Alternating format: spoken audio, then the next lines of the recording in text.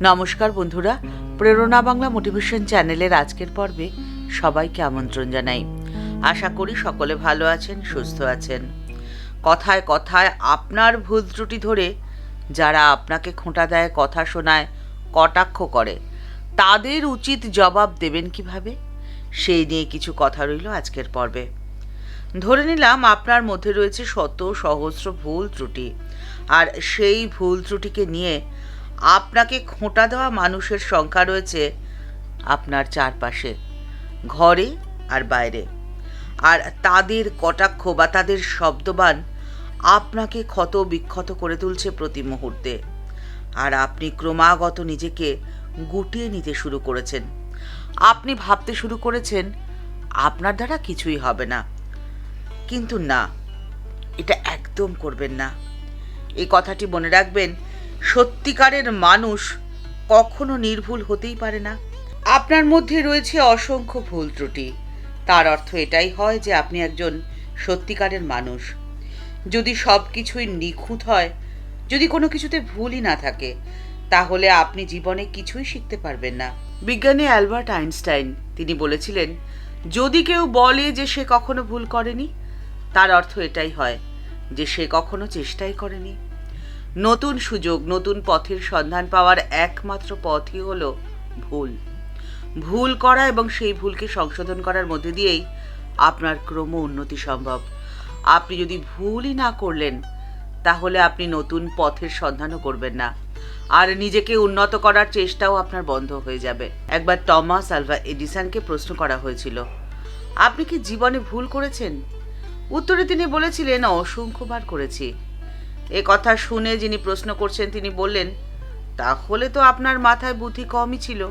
উত্তরে তিনি তখন বললেন, হ্যাঁ, মাথায় তো বুদ্ধি আমার অনেক কম ছিল, কিন্তু আমি যে ভুল করেছি, এই ভুলের জন্যই আমার বুদ্ধি অনেক গুণ বেড়ে গেছে।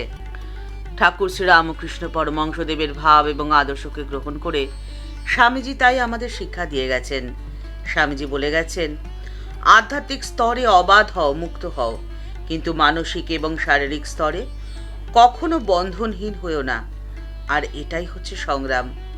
আমাকে বলো তোমরা কিভাবে কষ্ট ভোগ করেছ, আমি তোমাদের বলে দেব তোমরা কত মহান। তোমাদের ত্রুটির সাথে তোমরা যুদ্ধ করো না, নিজেদের মধ্যে অন্য ভাবগুলোকে গড়ে তোলো।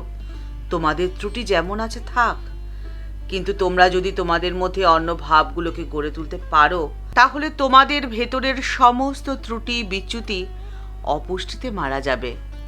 স্বামীজি বলছেন, হৃদয় হচ্ছে জীবন নদী, আর মস্তিষ্ক হচ্ছে সেই নদীর ওপরে একটি সেতু। সবসময় তোমরা হৃদয়ের কথা শুনে চলবে। তোমরা আগে জীবনে ঈশ্বর লাভ করো, তারপরে যা খুশি করো। ঈশ্বর ছাড়া জীবনে কোনো কিছুই আর গুরুত্বপূর্ণ নয়, এই কথাটি কখনো ভুলো না। আর তোমরা তোমাদের জীবনে একটি কাজ করবে, তোমরা মানুষের উপরে বিশ্বাস রাখবে।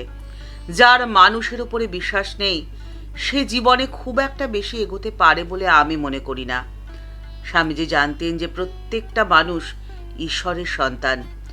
আপনার ভুল ত্রুটি ধরে আপনাকে কটাক্ষ করে, আপনাকে কটু কথা বলে যে মানুষ আত্মতৃপ্তি লাভ করছে, তার মধ্যেও রয়েছে ঈশ্বরের বাস। কিন্তু মলিনতা, নীচতা, অজ্ঞতার আবরণে সেই ঈশ্বরত্ব ঢাকা পড়ে রয়েছে। স্বামীজি তাই বলে দিয়ে গেছেন, সকলকে ব্রাহ্মণত্বে উন্নীত করো, সহস্র সহস্র জনকে, সমস্ত জাতিকে, তাহলেই তো সব মানুষ জেগে উঠবে।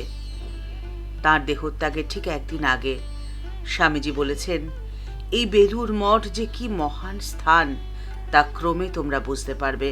এখন আপনার মনে হতেই পারে যে অন্যে যা খুশি করছে করুক না কেন, অন্যকে দেবত্বে উন্নীত করে আপনার কি লাভ হবে, আপনি কেন করবেন এত পরিশ্রম? এই কথাটি মনে রাখবেন যে আপনি যে অসীম শক্তিশালী মহান আত্মার অংশস্বরূপ, সেই সত্যকে আপনাকে উপলব্ধি করতে হবে, আর সেটি উপলব্ধি করার পথই পাবেন অপরকে সমৃদ্ধ করার মধ্যে দিয়ে। ঈশ্বরের অসীমতা যে বর্ণনার অতীত। ঠাকুর রামকৃষ্ণ পরমহংসদেব একদিন বলছেন, হ্যাঁ গা, তোমরা ঈশ্বরের ঐশ্বর্য অত বর্ণনা করো কেন? আমি কেশব সেনকে ওই কথাই বলছিলাম। তা গঙ্গার ঘাটের চাঁদনিতে সভা হলো, আর কেশব অমনি বলতে লাগলো, বেশ বললে, আমার ভাব হয়ে গেছিল, কিন্তু পরে আমি কেশবকে বললুম, তুমি এতগুলো কথা কেন বলো? হে ঈশ্বর, তুমি কি সুন্দর ফুল করেছ, তুমি আকাশ করেছ, তুমি তারা করেছ, তুমি সমুদ্র করেছ। এইসব এত কথা বলার কি দরকার? মনে রাখবে, যারা নিজে ঐশ্বর্য ভালোবাসে তারাই ঈশ্বরের ঐশ্বর্য বর্ণনা করতে ভালোবাসে। যখন রাধাকান্তের গয়না চুরি গেল, সেজবাবু রাধাকান্তের মন্দিরে গিয়ে ঠাকুরকে বলতে লাগলো, ছি ঠাকুর, তুমি তোমার গয়না রক্ষা করতে পারলে না?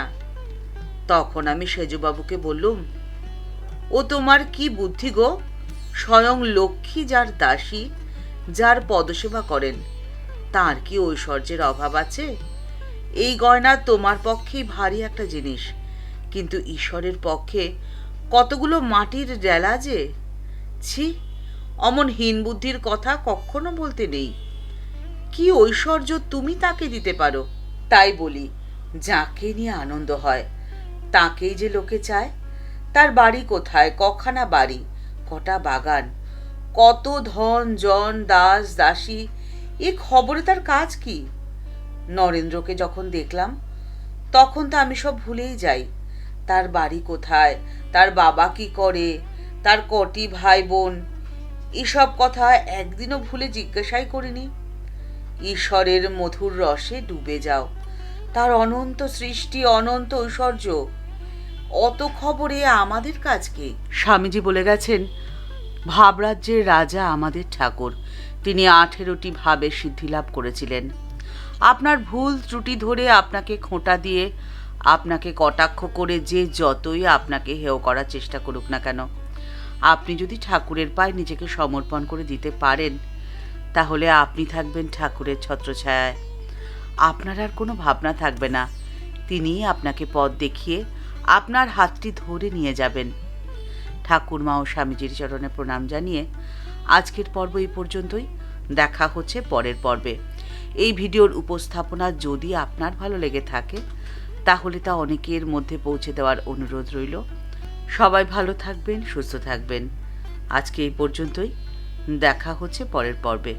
নমস্কার।